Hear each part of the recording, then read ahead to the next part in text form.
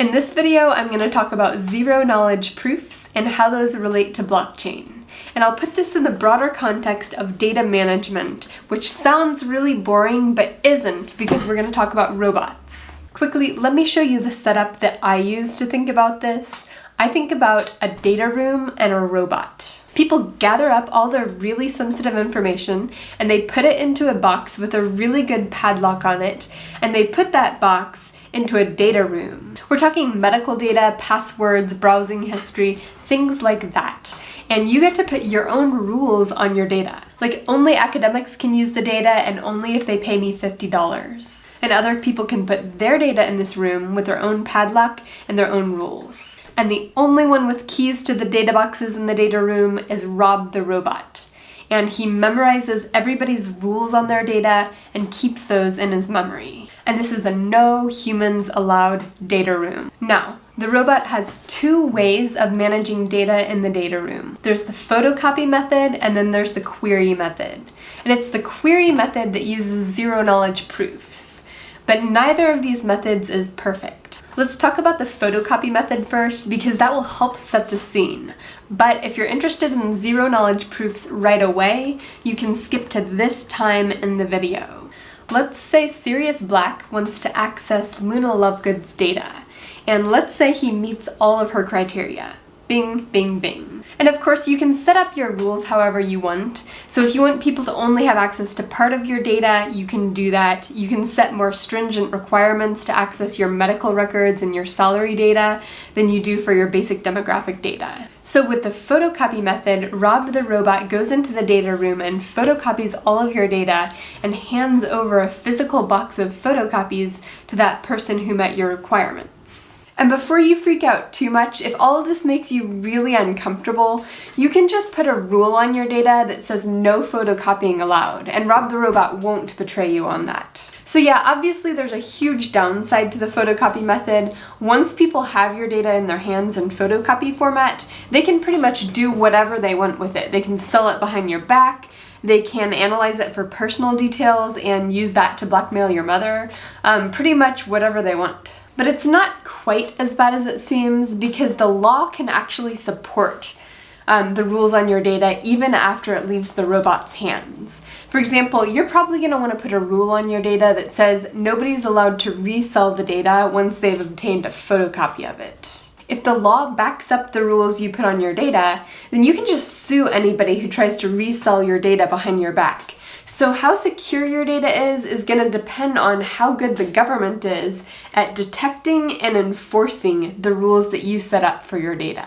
So you're definitely never completely secure with the photocopy method, but it's also not hopeless. We could also incentivize innovators to build better technologies to help detect violations of your rules after your data leaves the data room. Within the data room, it all depends on Rob the robot, and he's pretty predictable and reliable. And of course, the photocopy method could be automated using smart contracts, where smart contracts are just little computer programs that execute things automatically. So for example, say someone pays your data and proves that they've met your rules, then automatically the lock blocks on your data will open and they can lift the data out itself. But at this point, if you've completely nixed out the photocopy method, there is another option, the query method.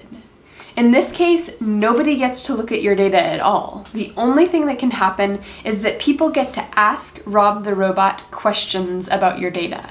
They might go to Rob the robot and ask, is everybody on this list 21 years old at least? And Rob the robot would probably say no.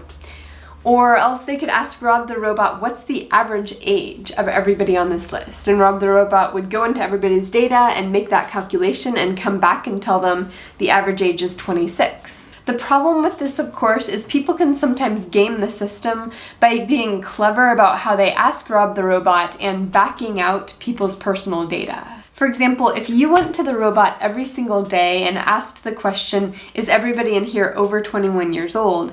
Eventually there's going to be a day when the robot's answer switches from no to yes, in which case you know somebody had a birthday that day. And just a little bit extra information over and above that might be able to tell you it's Fred and George Weasley, in which case if they didn't want their birthday to be known or their age to be known, That's out the window. This is where zero-knowledge proofs come in. What you really want is for a mathematician to look you in the eye and tell you it's not possible for people to back out your personal information based on the rules about what questions people can ask the robot. And the mathematicians worked really hard doing all these proofs to come up with the perfect set of questions that will protect your data privacy no matter how clever the people are who query that robot. For example, maybe the only question you're allowed to ask this robot is about the average age of a group of people, and maybe there needs to be at least 10,000 people in that group, and you can only ask the question once a year. I'm not saying this exact set of criteria would work to protect your privacy. I'm not a mathematician. What I'm saying is that mathematicians have the tools they need. They can do lots of proofs and things like that to figure out when your data is and is not protected. And these mathematicians can get really creative if they want. For example, maybe they put a little monster in the data room and occasionally that monster randomly burps up some random data to mess with the answers on people's queries. Like maybe there's just enough random data in there to protect your privacy, but not enough to mess up the answers to the queries such that they're useless. I mean, I don't know, maybe that wouldn't work, but you get the idea. The mathematicians are trying to protect your data privacy, and they're doing this using real mathematical proofs. And there you have a zero-knowledge proof. And of course, there's going to be a trade-off between how informative the robot can be and how protected your data is.